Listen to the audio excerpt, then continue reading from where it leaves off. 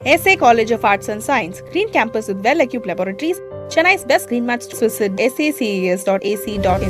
சட்டசபை தேர்தல் தோல்வி குறித்த திமுக கள ஆய்வுக்குழு விசாரணையில் பெண் உறுப்பினரிடம் நிர்வாகி ஒருவர் செல்மிஷம் செய்த சம்பவம் நடந்துள்ளது. இதுகுறித்து திமுக நிர்வாகி ஒருவர் கூறியதாவது: நடந்து முடிந்த சட்டசபை தேர்தலில் தோல்வியை சந்தித்ததற்கான காரணங்களை ஆராய 36 பேர் கொண்ட கள ஆய்வுக்குழுவை திமுக அமைத்தது.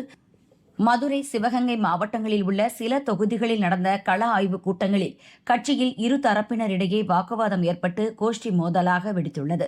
முன்னாள் அமைச்சர் ஒருவரின் மகனுக்கு தேர்தலில் போட்டியிட வாய்ப்பு அளிக்கவில்லை.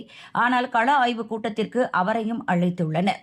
அவரிடம் தந்தையின் செயல்பாடுகள் குறித்து புகார் தெரிவித்துள்ளனர். அந்த புகாரை ஏற்க முடியாமலும் மறுக்க முடியாமலும் அவர் தவித்துள்ளார். கள ஆய்வுக் குழுவில் உள்ள பெண் உறுப்பினரிடம் கட்சி நிர்வாகி ஒருவர் செல்மிஷம் செய்ததாகவும் புகார் எழுந்துள்ளது. ஆய்வுக் குழுவினர் இளைஞர்களாக இருப்பதால் அவர்கள் தங்கள் ஆதரவாளர்களை மட்டும் அழைத்துச் செல்கின்றனர். வேட்பாளர்களை குற்றவாளிகள் போல் நிறுத்தி வைத்து விசாரணை நடத்துகின்றனர். இதனால் கொந்தளிக்கும் வேட்பாளர் தரப்பினர் அடிதடியில் இறங்கிய நிகழ்வுகள் நடந்துள்ளன. அவை பற்றி அறிவாலயத்தில் புகார் அளிக்க வந்தால் புகாரை பெற வேண்டிய மாநில நிர்வாகி ஒருவர் எங்கே இருக்கிறார் என்றே தெரியவில்லை. புகார் மனுக்களும் குப்பைத் தொட்டியில் வீசப்படுகின்றன. சென்னை மேற்கு மாவட்ட செயலர் சிற்றரசு 1000 விளக்கு தொகுதியில் உள்ள தன் அலுவலகத்தில் கள ஆய்வுக் கூட்டம் நடத்தியுள்ளார். அதனால் கட்சி நிர்வாகிகள் உண்மை நிலவரத்தை வெளிப்படுத்த முடியாமல் தவித்துள்ளனர்.